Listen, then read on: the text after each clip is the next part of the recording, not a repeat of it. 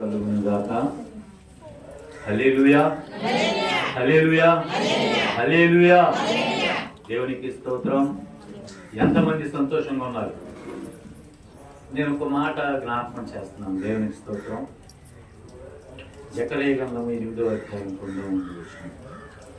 జకర్యా గ్రంథము 8వ అధ్యాయము 19వ వచనం. ఒకసారి చదవండి.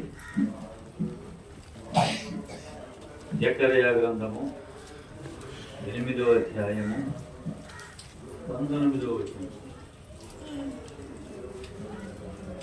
సైన్యములకు అధిపతియగు యెహోవా ఆజ్ఞ ఇచ్చినదేమనగా 4వ నెలలోని ఉపవాసము, 5వ నెలలోని ఉపవాసము, 7వ నెలలోని ఉపవాసము, 10వ నెలలోని ఉపవాసము, యూదా ఇంటి వారికి సంతోషమును ఉత్సాహమును పుట్టించు మనోహరములైన పండుగలగును. దేవునికి స్తోత్రం కలుగును గాక. చదవబడిన వాక్యం ఎంతమందికి అర్థమైంది?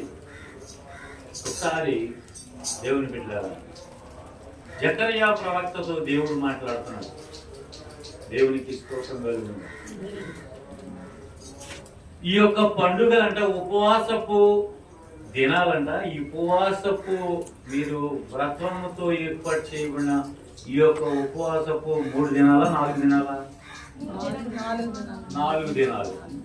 ఈ 4 దినాలు కూడా పండుగలే. దేవునికి మహిమ కలుగునుగా. ఎలాంటి పండుగలంటే మనోహరమైన పండుగలు. దేవునికి స్తోత్రం. మీరు తెలుగు డిక్షనరీ తీస్తే మనోహరము అనే పదానికి ఇక అంతం లేదు, ఇక అంతకు మించిన వాల్యూ లేదు. ఇక మనోహరము అంటే అంతకన్నా విలువైన పదం ఇంకోటి కూడా లేదు. అంటే అంతటి విలువైన వాల్యుబుల్ పండుగలు ఏమిటి అంటే ఈ ఉపవాసపు పండుగలు. దేవునికి స్తోత్రం. ఇవంతా యూదా ఇంటి వారికి ఉత్సాహమును, ఆనందమును, సంతోషాన్ని కలుగు చేసే మనోహరమైన పండుగ. అంటే ఈ ఉపవాస దినాలు ఎంత ప్రాముఖ్యమైన దినాలో మీరు ఆలోచించేయండి. మనకి చాలా పండుగలు ఉన్నాయి. క్రిస్మస్ ఉంది, ఈస్టర్ ఉంది, దేవుని బిడ్డలారా, ఇంకా గుడ్ ఫ్రైడే ఉంది. అవునా? ఇవన్నీ పండుగలే.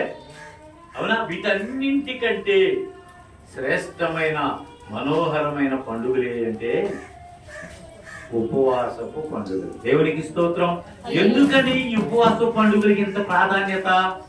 ఒకసారి చాలా జాగ్రత్తగా ఒక విషయాన్ని మీకు నేను జ్ఞాపకం చేస్తున్నాను. దేవుని మందిరంలో ఉన్న నీవు నేను కూడా మన మధ్యలో యేసయ్య ఉన్నాడు అనే సత్యాన్ని మర్చిపోవద్దు. ఎందుకనంటే పరధ్యానంగా ఉండకూడదు. మన పక్కన కలెక్టర్ గారు కూర్చున్నారు అనుకోండి, మనం ఎంత జాగ్రత్త కూర్చుంటాం? భయపడతామా లేదా? మరి దేవాది దేవుడే నీ ప్రక్కన ఉన్నప్పుడు నువ్వెలా జాగ్రత్తగా ఉండాలి? నువ్వు ఎంత జాగ్రత్తగా ఉండాలి? ఎంత శ్రద్ధగా దేవుని మాటలు వినాలి? నేను చెప్తున్నాను, దేవుని మందిరంలోకి వచ్చి ఎవరైతే శ్రద్ధగా ఆయన మాటలు ఆలకిస్తారో వింటారో వారు తప్పనిసరిగా ఆశీర్వాదాలు తీసుకెళ్తారు. దేవునికి స్తోత్రం. అయ్యా, నాకు ఎన్నో సంవత్సరాలు దేవుని మందిరానికి వస్తున్నాను కానీ నాకు ఒక్క ఆశీర్వాదం కూడా రావట్లేదు, నా ప్రార్థన దేవుడు వింటలేదు అంటే నువ్వు శ్రద్ధగా దేవుని మాటలు వింటలేదు, నీలో శ్రద్ధ లేదని అర్థం.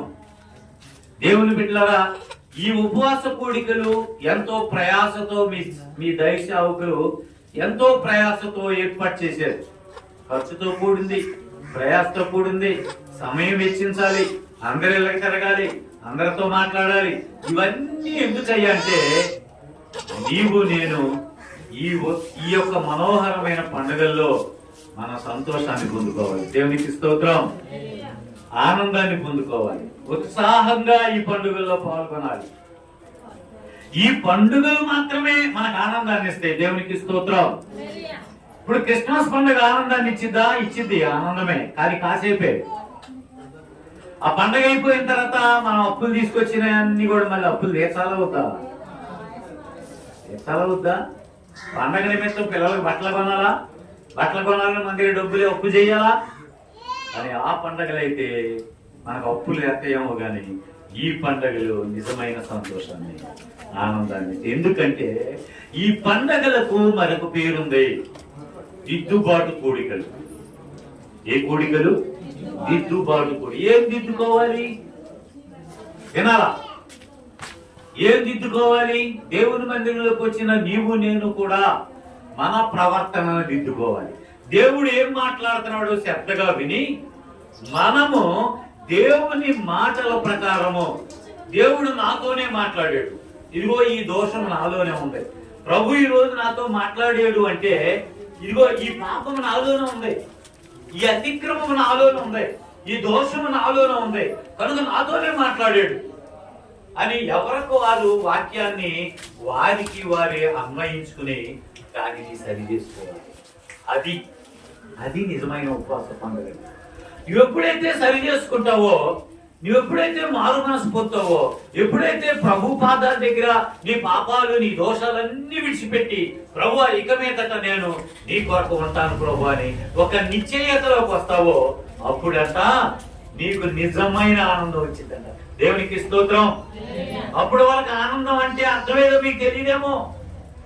యేసును అంగీకరించిన తర్వాత, యేసును వెంబడించిన తర్వాత దేవుని బిడ్డలారా ఈ లోకం వైపు కానీ పాపం వైపు కానీ ఏ ఒక్కడో చూడలేదండి.